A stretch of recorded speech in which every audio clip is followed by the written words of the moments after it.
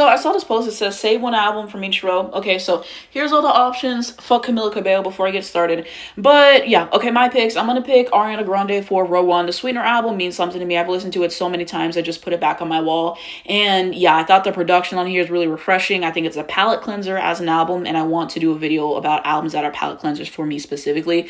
But yeah, it fits the bill. I mean, when we're looking at stuff like No Tears Left to Cry as a lead, it has to be one of her best lead singles.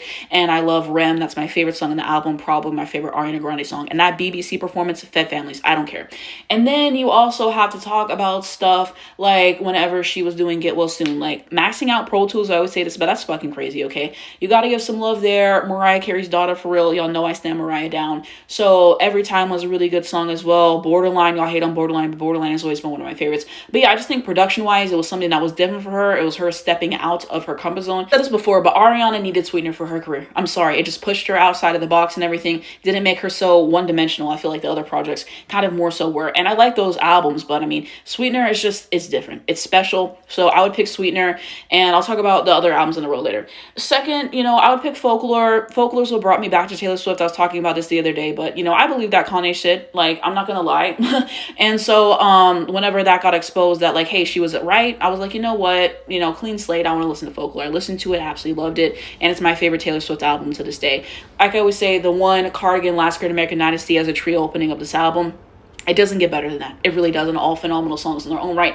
Invisible String, beautiful song about fate, so I'm very fond of that. August used to be my favorite, and then The Last Great American Dynasty kind of took that. That bridge is insane, The Last Great American Dynasty. You can't even lie. You can't even lie. Okay, so we have to have that moment, and then there was also stuff like Mirror Ball, which grew on me a lot. Seven was a good song in this album. I'm naming a lot. The Lakes, I have to talk about that. That's the last song I'm going to mention, but I love The Lakes. I think songwriting-wise, it's her best. She has a lot of great moments on here. Vocals are good for her standards. You're not expecting her to do anything crazy, but it's good. And yeah, I really like the production, kind of something that was minimalistic in the best way. I think that there's some really cool productions in here, so I'm very fond of Folklore. Okay, and it's a career best. I'm sorry.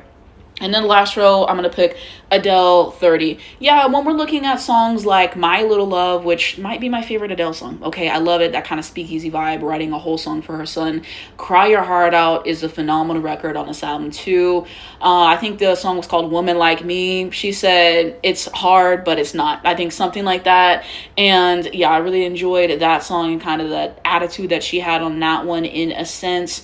So Strangers by Nature, she said, I'm leaving flowers for the cemetery of my heart. I'll never get over that. I'll never get over that. Love is a Game, very grandiose production. Like, I think that this is her best album. I think that this is her best album. It's not even close. You felt the growth. You felt her talking about the divorce, the lyrics, the vocals. It's all there. Everything you could want from Adele is there. I don't know. In the grand scheme of Adele's discography, we should talk about this more. But y'all want to talk about 21 all fucking day when the album was carried by the singles. Okay? So this is her best. This is her best. I don't care. Okay. So those are my picks. To recap, I'm picking Sweetener, I'm picking Folklore, and then I'm picking Adele 30. Okay, so my thoughts on these other albums. I think that Olivia Rodrigo, this album was a fantastic album. It was a fantastic album. When we're looking at stuff like Getting Back, I thought it was fun. Vampire, I always said that doesn't really get what it should have gotten. The grand scheme of Olivia Rodrigo singles and everything like that. I know it was number one, but it should have came for Driver's License Success. I'm going to say it. So yeah, just the words that she fit into there. The vocals were improved. I like the productions. Like the bridge on there was phenomenal. So you have to give some moments for that song specifically. Bad Idea, right? I thought it was fun. It also deserved more. I mean, this whole album and era deserved more, but don't even get me started on her fucking team because they didn't do enough for this album. Oh my god. So there was that moment too. Ballad of a Homeschool Girl was a really nice song on here. Making the Bed, yeah. Sour could never have a song like Making the Bed. It couldn't. So yeah, I was fond of most of the songs in this album. I think it's better than Sour. One of the best albums of that year. I'm very fond of it. Haven't heard his Tate McRae album. Don't plan on listening to it, with everything, obviously, and before I didn't really give a fuck. Lana Del Rey, I think I've heard this album maybe once before, and Lana Del Rey can never suck me in fully to what she's trying to give, because I hear parts of her song on TikTok, like, I think the Norman fucking Rockwell song, when it's like, you're just a man, that's what you do. I hear parts of it, I'm like, oh, this looks like it'll be great, and then she always says something to fuck it up with the lyrics or the production, and she just pisses me off. I always say Lana Del Rey feels like words out. Edit down your fucking songs and stop saying some fucking bullshit. Like on one of her albums, she was talking about he got COVID, I kiss him, it don't matter, whatever the fuck she was saying. And then she's referencing iPhones. I'm like, girl, what the fuck are you doing? Like, she just pisses me off. She always finds a way. And so that's why Lana doesn't move me. I've said it before, I'll say it again. Katy Perry, I haven't heard this album. I'm sure it was carried by the singles just like Teenage Dream was. That's what the street said, but I don't really give a fuck. Okay, Miley Cyrus album right here. It was a mixed bag, you know. Songs that I liked, I thought River was fantastic, and then Island was a really good song on here too. Jaded deserves so much more. It deserved our success. I don't care. I don't care.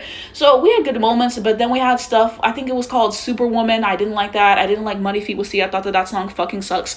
So yeah, it was a very mixed bag. I think hands down, it was something that had some interesting moments to it. So I don't know. Plastic Hearts was better. Okay, let's just be honest. I didn't listen to this album because I don't give a fuck. Okay, I really don't. Fuck Camila Cabello. Racist as fuck. Okay, I'll always keep my foot on her neck. Like, please stop sticking her in this fucking shit. So yeah, let me know what you think down below and we can continue that conversation.